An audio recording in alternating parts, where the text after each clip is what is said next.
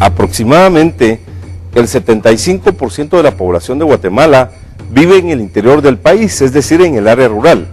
Las principales actividades de los municipios se basan en la producción de granos básicos, convirtiéndose en economías de autosubsistencia. La transformación de la economía y de la sociedad local debe orientarse a trazarse nuevos retos mediante el fomento del emprendimiento del empresariado local, desarrollo de sus capacidades, aumento de la productividad y generación de fuentes de empleo. La creación de capacidades para mantener un crecimiento económico sostenible ha sido preocupación central de los gobiernos en los últimos años.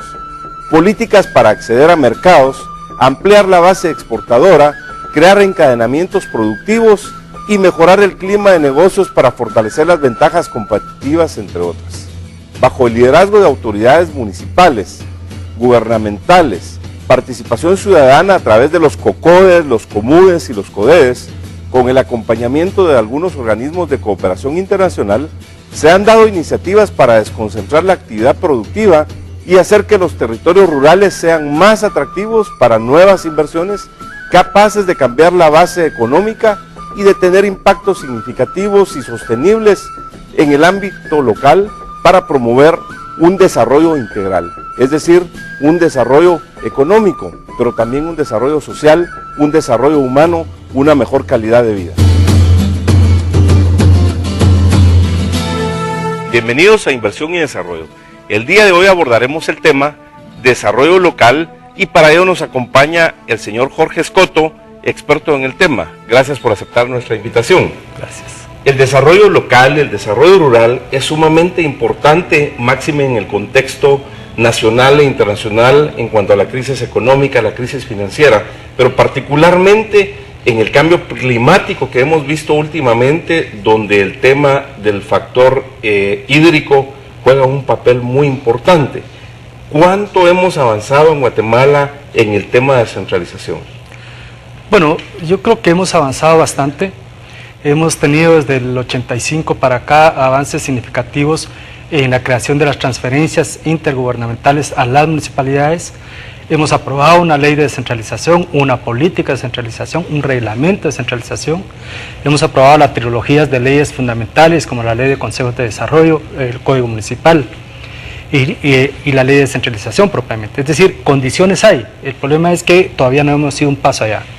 Es decir, que nos hace falta ser más agresivos como guatemaltecos, porque de 22,000 aldeas contamos con 10,000 COCODES, es decir, que hay un potencial de crecer un 48%. Ahora eso me lleva al tema de desarrollo económico local, que es sumamente importante para crear fuentes de empleo, para mejorar las condiciones de vida de las distintas comunidades. ¿Cómo está ese tema en Guatemala a nivel de desarrollo económico local? Bueno, vinculándolo al tema de descentralización, uno de las áreas que deberíamos de pensar más seriamente en descentralizar es la promoción del desarrollo económico local. ¿Por qué? Simplemente porque la población no puede vivir solamente de servicios, de obra pública municipal. Tiene que tener oportunidad de empleos, de generación de riqueza, de oportunidades locales. En ese sentido hay varias iniciativas que ya están promoviendo el enfoque de desarrollo económico local, especialmente a mancomunidades. Ahora, necesitamos realmente avanzar en un desarrollo económico local en forma integral, es decir, en un desarrollo turístico, en un desarrollo de proyectos productivos, en un desarrollo de energías renovables, en llevar el concepto de competitividad a nivel de municipio, departamento, en llevar el nivel de inversiones a nivel de municipio, departamento, es decir, que obedece a toda una estrategia integral. Señor Escoto, ¿qué relación tiene el desarrollo económico local y la descentralización ahorita que lo menciona? Bueno, como decía, uno de los temas que hay que entender cuando uno va a las comunidades es que las personas dicen francamente los servicios no se comen. Es muy bueno que llevemos obra pública, es muy bueno que llevemos servicios, pero cuando las personas no tienen empleo, no tienen alimentos para comer, simplemente los servicios no les sirven. Entonces hay que entender que hay que fortalecer la economía local si queremos mejorar la gobernabilidad local. Para obtener resultados realmente de impacto, ¿cómo podemos diferenciar de una lista de proyectos productivos hacia una estrategia realmente de desarrollo económico local en una forma integral? Quizás deberíamos de partir aceptando 3 errores básicos que hemos cometido. 1, hemos tenido una visión desde la capital pensando que desde aquí podemos definir lo que se puede hacer en el interior del país. 2, hemos tenido una visión muy sectorial, el ministerio hace esto, el otro ministerio hace lo aquello. Y 3, un problema fundamental es que hemos promovido proyectos productivos aislados.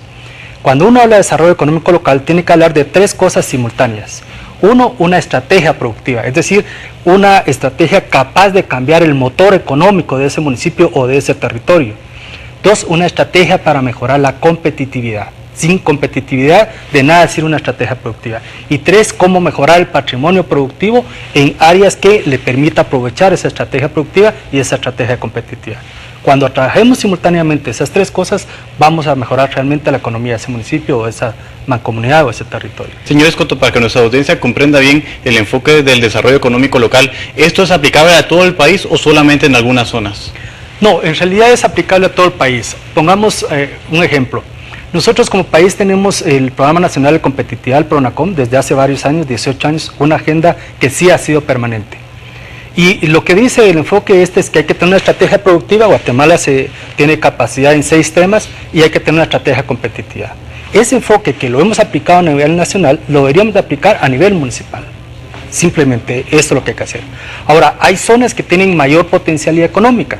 Por ejemplo, estamos hablando ahora, se ha puesto de moda hablar del tema de la franja transversal del norte, pero está la franja, el litoral del Pacífico, está la zona fronteriza con México, está la zona de adyacencia con Belice, está por ejemplo todo el tema de Izabal, está el área Chortí, el corredor tecnológico, el Canal Seco. Es decir, hay varias macrozonas económicas que deberíamos trabajar planes de desarrollo económico ahí. Y por favor, no entendamos desarrollo económico como solamente como el tema económico. Por eso estamos hablando de desarrollo y no solamente de crecimiento económico. Ahora, con todo lo que usted ha explicado, señor Escoto, nosotros vivimos en un paraíso. Guatemala es un país bendito por Dios, tenemos cualquier cantidad de fortalezas, tenemos muchos recursos, tenemos gente trabajadora, gente emprendedora, gente que tiene una voluntad de salir adelante. Pareciera como que las condiciones están, ahora solo queda que asumamos el reto en esta generación y cambiemos de una vez por todas esta situación que es un problema estructural y de fondo. Tal vez para hacerlo, para avanzar en ese sentido más positivo, deberíamos de cambiar 2 cosas. Primero, nosotros tenemos recursos. Tener recursos no significa que tengamos potencialidades. Cuando un recurso no se moviliza en función de una estrategia productiva, entonces solamente es eso, un recurso, no una potencialidad. Yo puedo tener un doctorado en algo, pero si me voy a mi casa y espero que me llegue el dinero que genera ese título, no sirve de nada. Entonces tenemos recursos, somos muy ricos en recursos, pero no lo estamos movilizando en función de una estrategia productiva. Y el segundo error básico es que nosotros creemos que generar capacidades significa que ya está todo hecho. Hay que generar capacidades y oportunidades simultáneamente. Les cuento un caso rápido de un municipio excelente, ha apostado a la educación siempre, ha hecho muy buenas inversiones en educación. Pero cuando pregunto en ese municipio cuántas personas se han quedado trabajando en el municipio, casi ninguna. ¿Qué es lo que sucede entonces? Que el municipio está subsidiándole la educación a la capital donde emigran los jóvenes o a los municipios vecinos o incluso a Estados Unidos. Ahí se queda el 2% de los jóvenes que han estudiado. Necesitamos estrategias de desarrollo en una forma integral y necesitamos convertir esos recursos naturales también en riqueza. Vamos a un corte y luego continuamos con inversión y desarrollo y el tema desarrollo local y descentralización.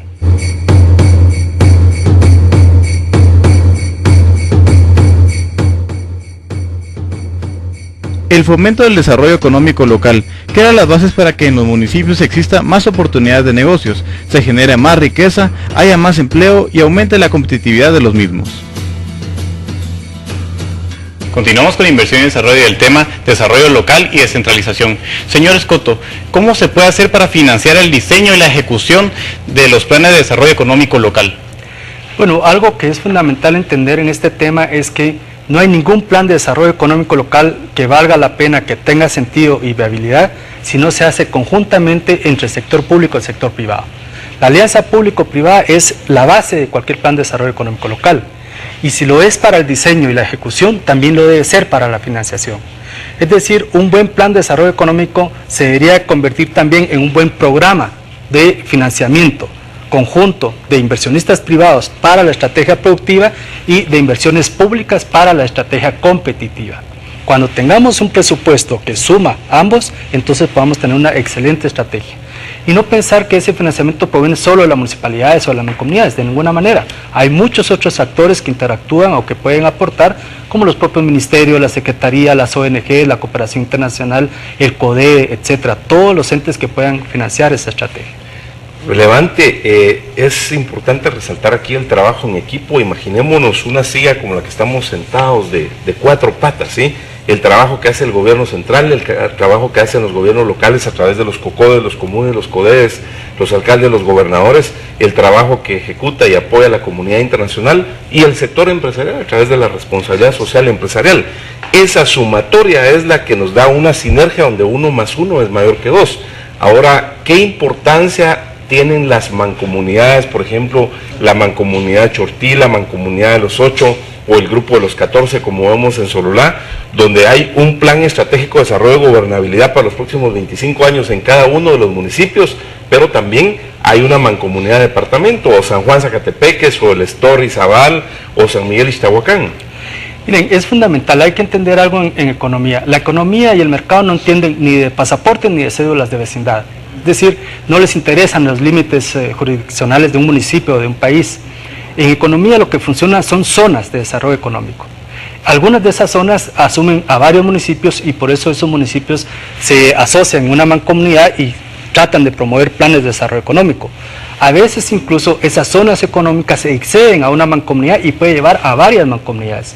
Por eso yo hablaba al principio de que deberíamos de pensar en macrozonas económicas que debiéramos fortalecer con planes integrales. E incluso hay lugares, por ejemplo como la Copán Chortí, donde buena parte de su estrategia turística depende de lo que pasa en Copán Ruinas en Honduras, por ejemplo. Entonces hay que pensar en términos económicos mucho más allá de los límites jurisdiccionales de un municipio, de un país. Este comentario es muy relevante porque, por ejemplo, ahora que el presidente Coloma ha lanzado el proyecto de la Franja Transversal del Norte, donde básicamente integra los municipios de los departamentos de Huehuetenango, de Quiché, Alta Verapaz, de Izabal, básicamente está formando una mancomunidad de la Franja Transversal del Norte de 17 municipios, lo cual dará un potencial al país similar al que hace la carretera en la costa sur o la franja litoral del Pacífico, como ya se comentó. Ahora, ¿qué papel juegan las autoridades locales? Me refiero a ese liderazgo comunitario de los COCODES, los comunes, los CODES, en esa sinergia y en realizar las alianzas, no solo público, sino también privado, con los actores que mencionábamos hace un momento. Bueno, hay dos cosas aquí. Uno, hay que entender que una municipalidad puede jugar un papel de facilitador, puede jugar un papel de gestor de cooperación, puede jugar un papel de promotor activo de eso. Depende mucho del liderazgo, del tipo de convicción que tenga la autoridad local, entendiendo por esta todo el consejo y no solo el alcalde, porque es fundamental que el consejo mismo esté involucrado. Ahora, sin la participación de la ciudadanía en el sistema de consejos de desarrollo, esto simplemente carece de sostenibilidad social. Por eso es fundamental que desde el principio estén involucrados, como decía, por un lado los empresarios privados, no solo locales, también nacionales, internacionales, que estén involucradas las autoridades municipales, pero también la ciudadanía a nivel local para que el plan sea consensuado y entonces tenga sostenibilidad más allá del periodo actual de este gobierno, del gobierno municipal, etcétera. Se prolonga durante muchos más ejercicios gubernamentales. Usted mencionaba las macrozonas. ¿En qué contribuyen al desarrollo económico local? Bueno, como decía, el tema es que cuando uno trata de fortalecer la economía de un municipio, yo por ejemplo no soy muy proclive a estimular planes de desarrollo económico de un municipio, excepto que tenga características excepcionales. ¿Por qué? Porque su mercado va a ser muy pequeño, porque hay que entender que en economía funcionan lo que se llama economías de escala, más consumidores, más posibilidades de producción. Entonces, cuando uno habla de macrozonas, lo que hace es tratar de integrar a un municipio a una zona mucho más amplia que le permita un mercado más amplio. Hablando de la Franja Transversal del Norte, estamos hablando de varios municipios en Guatemala, pero también va a depender lo que pase en esa franja transversal de lo que provenga del lado del Atlántico y del lado del Pacífico. Es decir, usando esta franja como un corredor seco, va a depender mucho el flujo económico que sea ahí, de cómo se vinculan, digamos, en los dos océanos, el flujo comercial que se da. Entonces también dependemos de otras economías, incluso fuera del país. Por eso es que hay que integrarlos. Los planes económicos y de desarrollo integral juegan un papel muy importante. ¿cuál sería la mejor estrategia para involucrar a ese liderazgo comunitario que dé sus ideas, que dé sus inquietudes, que aporte sus conocimientos y que realmente se construya algo que tenga una visión de mediano y largo plazo y logre cambiar la situación? Vemos el caso de la Unión Zacapa, donde tenía cualquier cantidad de recursos hídricos, tierra, tuvo una serie de aludes hace un par de años, no tenía un plan, ahora tiene un plan, tiene cocodas, tiene comunes y ha cambiado realmente la situación. Yo creo que cambia muchísimo las oportunidades cuando las personas se involucran y asumen el liderazgo de su propio desarrollo. Parece trillado, pero cuando las personas asumen la arquitectura, su propio destino, entonces van a tener posibilidades de ir más allá. Ya no dependen solo de la voluntad de cualquier otra persona ajena a ellos, sino ellos mismos van asumiendo ese liderazgo. Lo que hemos aprendido, por ejemplo, en los casos donde se ha promovido planes de desarrollo económico local en el área Chortí o en el área de Sololá, por ejemplo, y otras áreas del altiplano, es que cuando la ciudadanía se involucra desde el principio, cuando las autoridades explican a los líderes, a las líderes de esas comunidades en qué consiste el desarrollo económico local y hablan el mismo idioma, en ese momento ya crearon las bases sostenibles para que ese plan permanezca aún más allá del periodo actual. Entonces, esa es la clave de todo, partir de una consulta permanente, de un diseño conjunto con las comunidades locales. Ahora, las comunidades lo saben desde hace más de 2000 años. Recordemos que en la época maya nuestros ancestros comerciaban desde el Distrito Federal hasta Machu Picchu en Perú. Hay vestigios de todo el comercio que realmente hacíamos. Es decir, que el guatemalteco es un nato comerciante, es un emprendedor, y donde realmente tenemos que retomar esas capacidades para aprovechar lo mejor de sí. Vamos a un corte y luego continuamos con inversión y desarrollo y el tema desarrollo local y descentralización.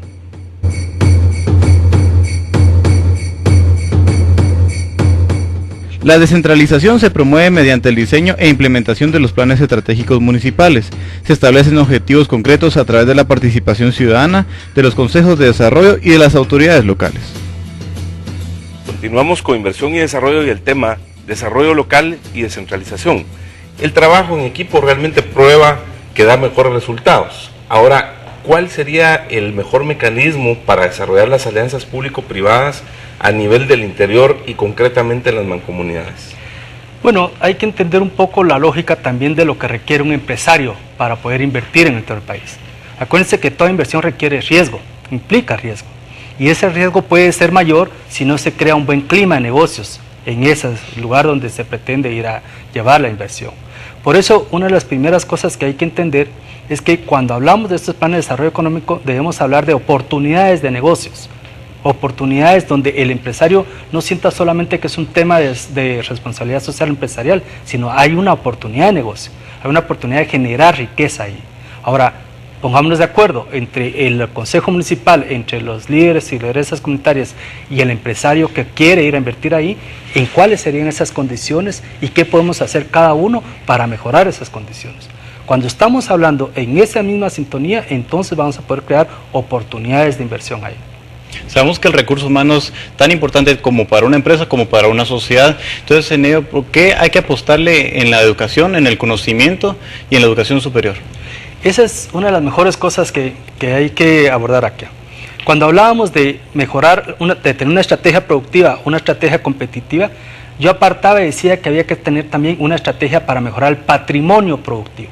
Las personas requieren educación, pero también requieren salud, también requieren crédito, también requieren información. Todo eso es parte del patrimonio productivo, no solo de las personas, también de las empresas, ¿sí? También del propio territorio.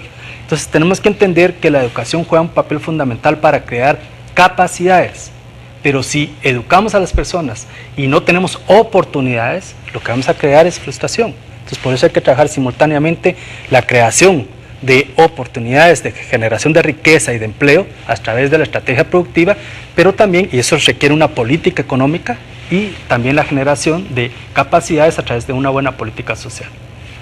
Ahora, se habla mucho del tema de clústeres, es decir, los conglomerados empresariales, los encadenamientos productivos. ¿Por qué son importantes y qué deberíamos de hacer para implementarlos en Guatemala, particularmente en las áreas rurales del país? Yo creo que la mejor manera de entender esto es lo que pasa en el turismo. Siempre decimos que hay que mejorar el turismo, Pero en el turismo, si uno trabaja un sitio turístico, no sirve absolutamente nada. Va a mejorar un poquito los ingresos, pero no va a cambiar, no va a convertir el turismo en un motor económico de ese municipio. Aquí, cuando uno habla de turismo, tiene que trabajar restaurantes, tiene que trabajar hoteles, tiene que trabajar sitios turísticos, tiene que trabajar todos los servicios que están asociados a la atención al turista. Esto se genera entonces una cadena de valor turístico, un clúster turístico.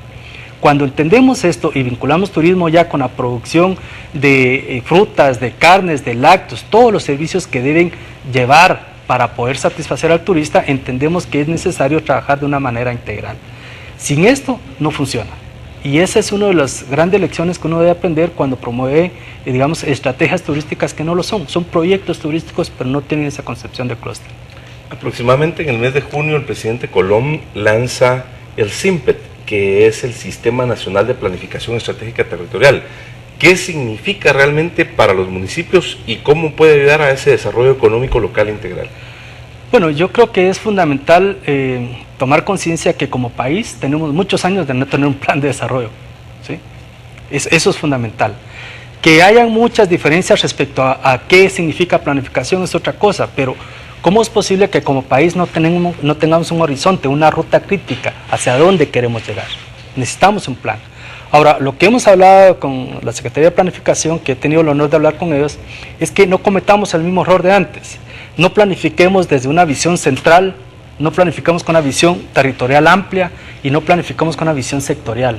Vayamos a los municipios, veamos cuáles son sus planes estratégicos municipales y construyamos desde abajo esa base que va a llevar al nivel departamental y al nivel nacional, como síntesis de lo que se ha hecho a nivel municipal. Es decir, construyamos el plan desde abajo y no desde arriba como antes. Esa es una enorme oportunidad. Pero también el otro error que no debemos cometer es que antes se decía, el problema de esta comunidad o de nuestro país es económico y las soluciones eran sociales. En eso consiste el aporte del enfoque de desarrollo económico local. Cómo desarrollar, cómo enfatizar suficientemente el tema económico entre una problemática que en su mayor parte es económica. Vemos que en Guatemala tenemos grandes potenciales, como decíamos, el recurso humano, tenemos recursos manaderos, pero ¿qué debemos hacer para que esos potenciales se conviertan en realidades y como en ello qué podemos también fomentar en el interior? Como decía, el tema aquí es cómo hacer un inventario de esos recursos y cómo integrarlos en una estrategia productiva, movilizar esos recursos hacia la estrategia productiva, para que no sean simples proyectos productivos. Cuando nosotros logramos hacer eso y ya sabemos qué producir, la siguiente pregunta es ¿qué tenemos para poderlos producir con eficiencia, con viabilidad en el mercado? Entonces ahí establecemos la estrategia competitiva. Cuando tengamos esas dos cosas, la pregunta es ¿y qué necesitan las personas, las empresas, los hogares para aprovechar esa estrategia productiva y competitiva? Ahí está la estrategia del patrimonio productivo. Por eso digo, si tenemos esa concepción simultánea, entonces vamos a poder aprovechar los recursos y convertirlo en potencialidades y en capital social. Cuando no, simplemente son recursos. Y para ir concluyendo en 30 segundos, ¿cuál sería su mensaje final de desarrollo local y descentralización para que realmente logremos ese desarrollo integral que necesita nuestro país? Bueno, yo creo que es fundamental entender que la descentralización es clave para modernizar la estructura del Estado de nuestro país. Pero para poder impulsar la descentralización deberíamos de hacer un cambio de enfoque. Hasta ahora la descentralización se ha planteado como una oferta, llamémosla así, del organismo ejecutivo que decide que va a descentralizarse. La pregunta es, ¿y qué quieren los alcaldes? ¿Cuál es la demanda de descentralización? Si uno establece líneas generales y el alcalde no se siente satisfecho con esas cuestiones porque hay que hacerlo específicamente, entonces no va a funcionar. Entonces debiéramos pasar de una descentralización de oferta a una descentralización de demanda. Y dentro de esta descentralización, enfatizar el tema de desarrollo económico porque, aparte de los servicios, hay que promover la economía local para tener los resultados que las personas esperan. La descentralización y el Sistema Nacional de Consejos de Desarrollo están bajo la rectoría de la Secretaría de Coordinación Ejecutiva de la Presidencia y estamos claros que ellos harán su mejor esfuerzo para avanzar en estos temas que contribuyen al desarrollo nacional. Le agradecemos sinceramente por haber compartido con nuestra audiencia nacional e internacional estos temas que estamos seguros que serán de impacto realmente nacional. Nosotros en Inversión y Desarrollo llevamos 18 meses de estar hablando del desarrollo rural, del desarrollo económico, del desarrollo humano. ¿Por qué? Porque estamos convencidos que para eliminar la pobreza extrema, para combatir la inseguridad alimentaria, para atacar las fuentes sistemáticas como son la fuente de empleo, la única respuesta que encontramos es generar empleo, generar inversiones y con ello lograr un desarrollo económico, pero también un desarrollo social. La descentralización contribuye a atender las necesidades comunitarias en su territorio. Es un modelo que considera a las comunidades como arquitectos de su propio desarrollo, las involucra y las compromete en la búsqueda de soluciones en beneficio de las personas, de las familias y de las comunidades. La construcción de alianzas estratégicas entre ciudadanía y autoridades locales es determinante para dar la viabilidad y sostenibilidad de la gobernabilidad y seguridad democrática de nuestro país a través de esas relaciones de confianza público-privadas que se generan con un nuevo capital humano, un nuevo capital político, económico, social e institucional. Debemos fomentar el espíritu emprendedor, la empresarialidad a nivel comunitario, a nivel municipal, a nivel departamental, para apoyar a aquellos emprendedores y productores locales que necesiten y tengan la voluntad de mejorar sus capacidades, no solo productivas, sino que también gerenciales, necesidades de capacitación, de asistencia técnica, financiera, entre otros. A través de la descentralización y el desarrollo económico local, las comunidades y los municipios serán más fuertes, mejorarán sus condiciones para invertir, generarán recurso humano calificado, mejores carreteras, más acceso a energía, acceso a internet, a comunicaciones y a los mercados, así como también un mejoramiento de las condiciones de vida de sus habitantes. Generar puestos de trabajo significa hacer patria. Lograr la competitividad de las comunidades significa convertirlos en forjadores de su propio destino. ¿Cuál destino? El que los lleve a un desarrollo integral, es decir, a un desarrollo económico, a un desarrollo social, a un desarrollo comunitario, a un mejor desarrollo humano, a una mejor calidad de vida, que es a lo que aspiramos todos los guatemaltecos. Nos vemos la próxima semana en un programa tan interesante como el de hoy. Esta tierra donde yo nací, cuando pienso en mi Guatemala, el más bello paraíso, tan grande en historia, tan lleno de vida, me siento orgulloso de ti. Cuando pienso en mi Guatemala, el más bello paraíso, tus calles, tus plazas, tu gente y montañas.